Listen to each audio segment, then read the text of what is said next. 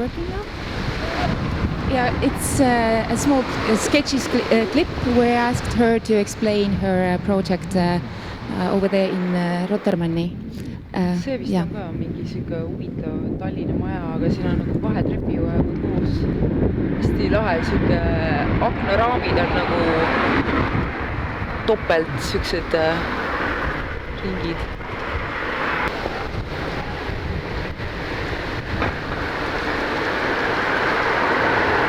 See on hästi lahe, see keskne osa. Just katus läheb üle.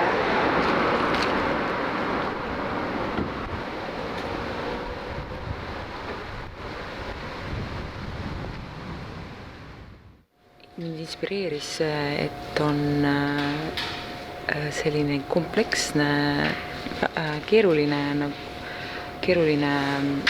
perekondlik seis, et on kaks abielupaari, kes on lahku läinud, nendel on uued partnerid, uued lapsed ja lapsed omavahel. Ja nad elavad seal, kaks perekonda seal uues kortermajas. Ja mind inspireeris see, et selline sotsiaalne olukord tekitab sellise keerulise, ühelt poolt keerulise, aga teiselt poolt hästi lihtsa arhitektuurse vormi, et need perekonnad saavad elada ühelt poolt sümbioosis, aga nad saavad ka eraldi elada. Ja siis see arhitektuur tekitab kahe elamise vahel visuaalsed ühendused ja samuti ka logistiliselt nad on ühendatud ja arhitektuurselt elementide kaudu on ühenduses, et seal keskel on see aatrium, mis jagab siis nagu kaks kortermaja ühele poole ja teisele poole, kaks korterit ühele ja teisele poole. Ja siis see arhitektuur, see planeering on niimoodi tehtud, et see sunnib neid kogu aeg nagu koos kokku puutuma oma vahel. Loomulikult saavad ka ignoreerida see ruum, mis siin tekib, et läbi avade ja materjalide valgus pidevalt muutub seal sees, et see huvitav atmosfäär tekib.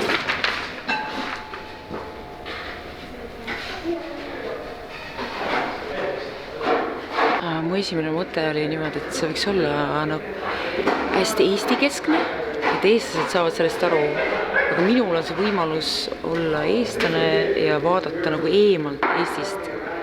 Ja siis seal peab olema mingi väike kiiks või nali, mis seda kõike nagu ühendab. Seda arhitektuuri ja kontseptsiooni ja lahendust. Selline, et inimestel tekiks selline, saaks sellest huumorist aru, selline esimene mõte. Ma mõtlesin ikka ainult selle idee peale, kuni väga lõpus siis ma hakkasin nagu mõtlema selle peale, et see tuleb siia ehitada ja tõlkisin selle idee nagu siia näituse ruumi ja tegin selle väiksemaks. Mõtlesin siis välja selle osa, mis ma sellest kortermajast võiks presenteerida siin. Ja ma valisin siis lõpuks, et see oleks justkui üks juhuslik torditükk nii-öelda lõigatud sellest kortermajast välja, keskne aatrium ja seal ümber on fragmendist kahest korterist, üks teine teisel pool aatriumi, et tekiks selline võimalus presenteerida seda, kuidas nende aatriumi geomeetria ja aknaavade kaudu tekib see visuaalne side kahe korteri vahel ja inimeste vahel.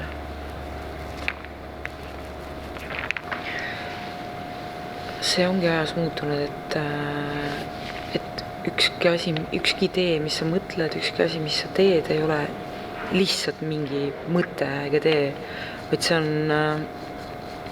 nagu selline tõsine otsus juba, et kui me iga joon, mida me tõmbame, iga mõte, iga idee on juba midagi erilist, et see ei ole mingi mõte ega mingi joon. Et see on nagu see vanasti tehti, kui on digitaalsed kaamerad, siis iga pilt oli nagu mõeldud ja läbi töötatud, tuleks nagu iga päev hästi läbimõeldud liigutusi, mõtteid, jooni tõmmata.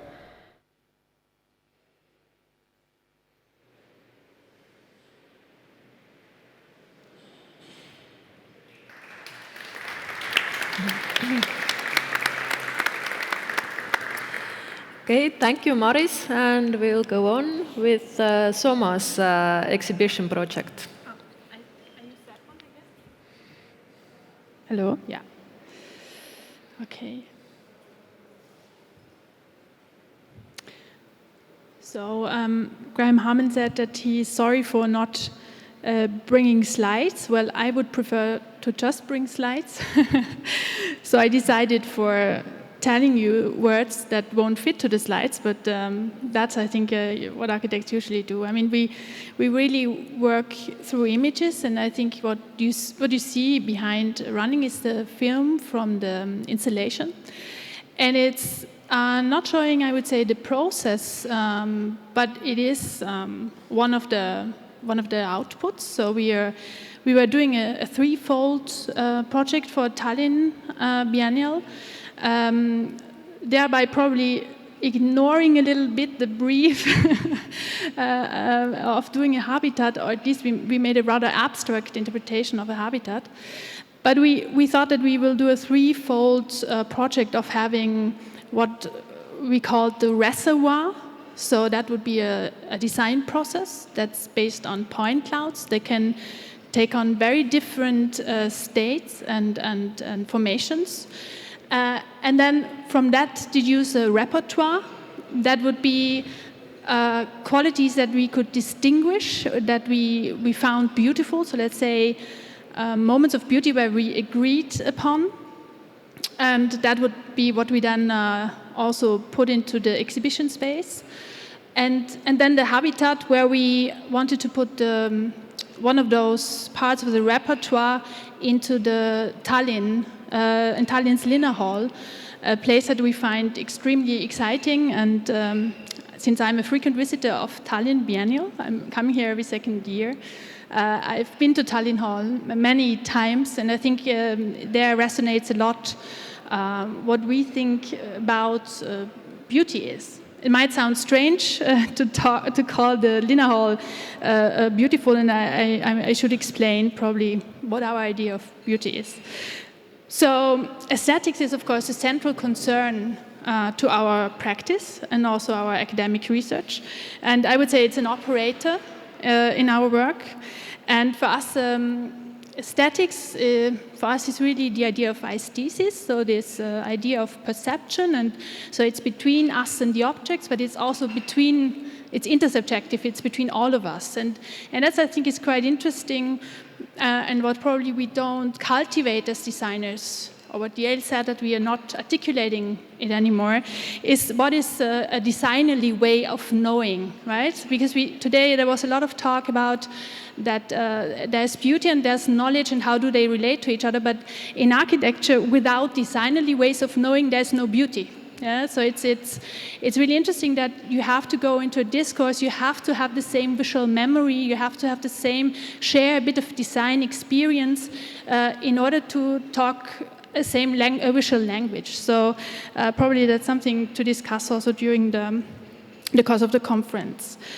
So that aesthetics, we don't think that aesthetics is a subjective domain at all. We think it's definitely quite the opposite, that aesthetics, of course, has a material basis, and it has the properties in the object, and that's why we love the title so much, Beauty Matters, because there's this idea of materialization of beauty, and I think that's what we tried to do during this course of the project, and that's also why, in the end, we have this sand installation, so the print is covered with sand in order to get this idea of materiality there. So, as I said, beauty is of course not aesthetics, while aesthetics is a very broad field, but beauty is something very intense. It's a very dramatic moment. As Yael said, it has a visual impact, or I love that sentence when you when things fall into place. So I think also what Stefan said, beauty is emergent, it's novel, it's surprising, it puzzles us, but on the other hand, it connects. It awakes something that we already know. So I think that's really interesting about beauty. And so we got excited about these ambiguous relationship, I would say, between the state of the beauty as this moment and then the reservoir, so the potentials that would be in such a design system, for example, and that the repertoire would always have a hint to the reservoir, so this inexhaustibility of beauty, that you look at something and it could be much more. Yeah, it hints to something much wider. I think that's the moment when beauty falls into place. So we were also looking into Max Spencer. We were caught by the title of his book, The Programming of Beauty. So we thought, wow, he's going to tell us now how to do that. It was really an interesting discussion. And he has one quote where he says, through computation, the concept of beauty is losing in substance, but gaining in function. And what he means is that the ideal or the essence of beauty is lost or must be lost also, because there's this radical innovation through digital aesthetics that he envisions. But then there's the function of beauty, and it's not quite clear what he means. Does he mean the mathematical function, because he's looking for a formula to compute, right? He's really a rationalist. Or is it the function in terms of Max Bild, so that everything has to have a function? But that's something that I really like, because it says you need beauty, right? Because there's a function to it. So there's, and of course, beauty itself is something that you need to have. And so we were, while reading this book, it was also interesting that within the text, he doesn't mention beauty anymore. He talks about aesthetic states. And he says that the aesthetic state is the reality, the qualities that lie within the objects that can be computed. And for an architect, it's completely clear, right? You cannot describe beauty, but you can reproduce it, right? You just use the qualities that you know that are beautiful, and you can, of course, also compute them without quantifying. So, yeah, we bringing it to the Tallinn Hall, we envisioned a materiality that would be very, in the process of deformation or of decaying also. So because the Tallinn Hall also is extremely interesting. It is this vast volume, it's colossal, monumental. On the other hand, it's falling apart, right? It's falling into its own grains, or it's really getting back to its material basis. It's also very hollow when you look at it when you see these falling pieces of the facade.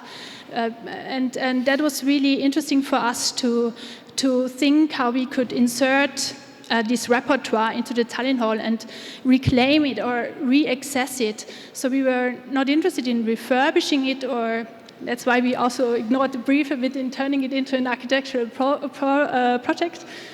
Because what we really thought that the real reservoir of our project would be is that it awakes imagination. And I think that's probably the most important function of beauty. I think beauty happens when you envision or imagine something more. And as architects, I think we're the experts, or architecture itself is an imaginative discipline fully.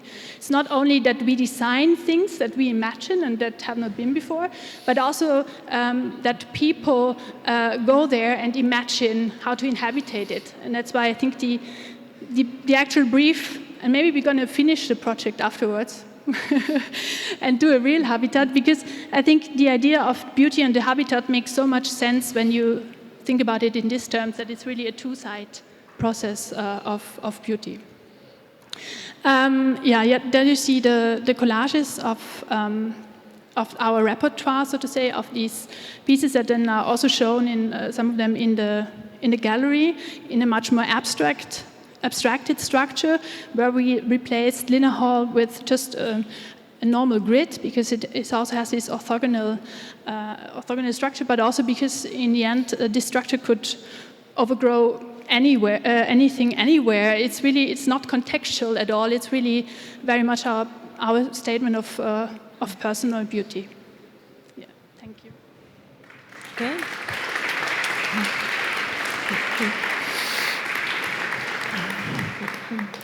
Thank you, Kristina. I guess it was beautiful. Actually, I have 4 pages of questions, but let's start.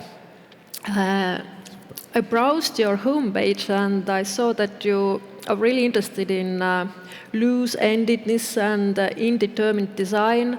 Somewhere you even said that history is spatial, it takes place.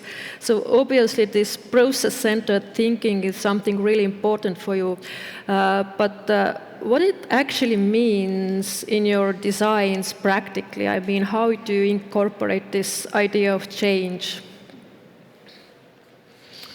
I mean, in some projects we have this kind of transformational aspects. For example, with the facade, with the lamella facade I was showing before.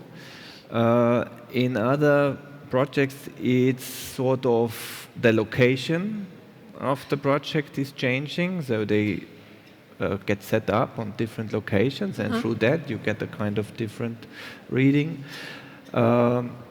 And others, and I think the Formless Pavilion, Jel was describing it as the clever spiral steel project. It's really an endless open process, which is, the building process is not finished. It's supposed to be ongoing. It should not end in a certain state or form or constellation, but it should be more kind of ongoing process which collects more and more pieces. So this momentum is sort of part in some of the projects already, but I think we could probably find even better applications in the future, or better versions in the future. Do you want to add? I just said it also, this question also often came up during our practice, for example, when we did competitions, and you know, you hand over a building to a client in the end, and it's refurbished within a couple of years, and then you think of, okay, so how could you enable the user to do that? And then the solution is always make it neutral. Because if it's very neutral and regular, he can do anything. But then I think we have very much the position of maybe like the Smithsons had in a Mats building, do it very heterogeneous and make it very loaded and rich, and then the user will find its corners and they will probably even take on or understand the building and then act within that. You know, that's, yeah, but in general, I think the notion how a building evolves, I mean, you know, if you just look at these things in life cycle calculations, it's ridiculous. But we're already doing that, right? We're already discussing that on a management level, economic level, but never on a design level. And I think that's something that really interests us. Yeah. I really like this idea, or what you say, that you try to make the project to be multi-layered, so it can speak to the different audience, right? But still, in a way, you give away the control, right? And it brings actually us to the question of authorship. Well, the usual or standard way of thinking would be that if you, as a designer, you can say, stop, it's a beautiful moment, let's keep it like this. But if you give away this control, how you actually deal with the question of beauty in this case? I mean, the question of ownership sometimes even starts earlier when you develop a project on the in early project phases. For example, the Art Pavilion looks like a hedgehog, with the aluminium profiles. We had a so close collaboration with the engineers which were helping us that in the end we were literally working on one parametric model simultaneously, which means nobody in the end could say who was responsible for what kind of... Sure, you have responsibilities, they are shared, but as you work on one piece, it's really hard to draw a line. And I would also like to add to this, because we're also doing now research projects more and more into what's called pre-specific modeling, and we are cooperating here with mathematicians, right? And when you start to work interdisciplinary, I think it's suddenly the question of authorship doesn't arise anymore, because the mathematician is completely not interested in design. He's very much interested in other parts, and so I think the question would rather be, how do you negotiate these different perspectives? And I think that's also, I mean, among designers it's easy. You use reference images, you use objects, and because they have saved all this design knowledge that is out there, and so we can just by pointing at objects we can immediately exchange our thoughts, right? And so authorships anyway I question, because I don't believe so much in authorship, but it doesn't matter. So, but when it comes to interdisciplinarity, that's really interesting, because suddenly you point to an object and the mathematician might see nothing. He might be an expert in beauty, but then you're very lucky, right, that you found somebody like that. So the question in the future, I think, will be also when it comes to AI, what also Yale was pointing at, and all these computation of beauty, then the question will really be how to find a shared terminology and how to exchange our design knowledge. And so that would mean that we really have to articulate it, in a way that also other disciplines would understand what we mean by beautiful, for example. In the morning we heard Ron talking about this some sort of hidden order or hidden pattern, which actually every representative of different disciplines could actually, or should be actually able to recognize. So I guess it's a interesting point. But what I really liked about your project is Graham Harman has written about that every object has some sort of intrinsic qualities which you actually can't never fully reveal. It might reveal here and it's just some parts of these qualities you are able to reveal. And what I liked about your project is that you actually try to reveal these intrinsic properties, like this breach, which was inspired from bringing out this stress, how the forces are acting inside. And this is really interesting. I think that this is something that you really think about, or to bring out these intrinsic properties of the system, somehow to illustrate them. This is metaphorical, right? More or less. But so I mean, the example of the bridge is like really visualizing what usually is hidden. I mean, we all know the really great patterns when you cut wood, they're beautiful, And what happens inside materials when they are stressed is very similar, which can be expressed in stress patterns and force flows. And to use that on one hand to, let's say, visualize them, but on the other hand, making them part of the structural system in terms of materializing them also as stiffeners or fins, was a kind of two-faced concept, using them as an aesthetic momentum, but also as part of the structure, so it also gets use. Okay. When we come to this Linnahall project, it was fascinating for me that Linnahall itself is a strict modernistic object, and then you add your structure, which reminds me of nature. So they seem to be opposing, but at the same time it becomes some sort of whole, or I mean, so it makes, as a result, the different features of the world are somehow there. Do you think about the structure as something like nature, or? I think just one sentence. I think Linnahall itself, as I experienced it, is already in a kind of in-between state. It's of course a piece of architecture and belongs to the city, but it's also a kind of landscape already.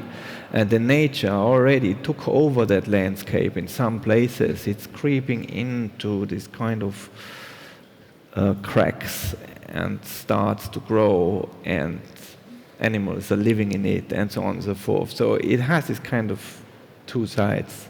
And I think our project is probably trying to deal with both sides as well, being within the process of the decay of the building, using the material and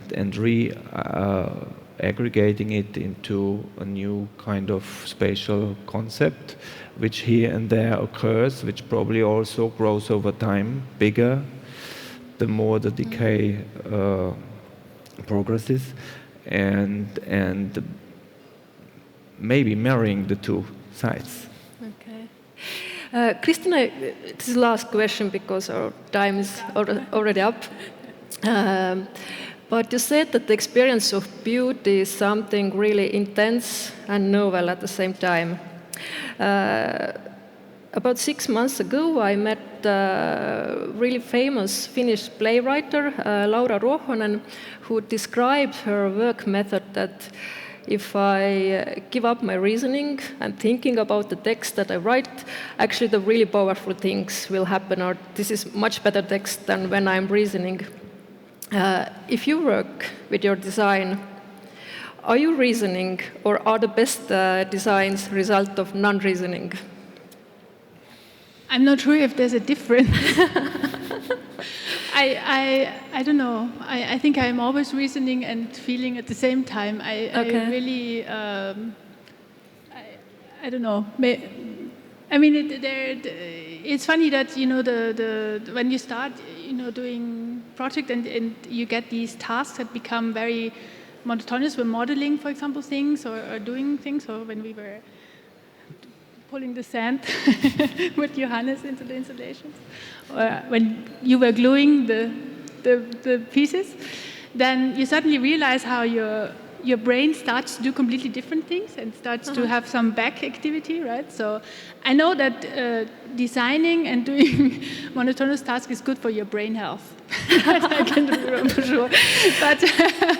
But no, I'm also not sure about you know, this idea of what Kadri said, that the lines used to make sense in later days because we just drew 3 lines and now we're drawing 500. Yeah. I mean, I can understand that, you know, and it's a very important question. It's a critical question because when you look at the idea of AI and how generative modeling might evolve, right? That we will have an assistance in choosing what is the right design and what not. It might end up that we fill out a questionnaire first and then we stop reasoning and just get results, right? No, I think, yeah, reasoning is super important, but I've never observed myself, yeah, honestly. Okay. We have to finish right now, but thanks a lot for you.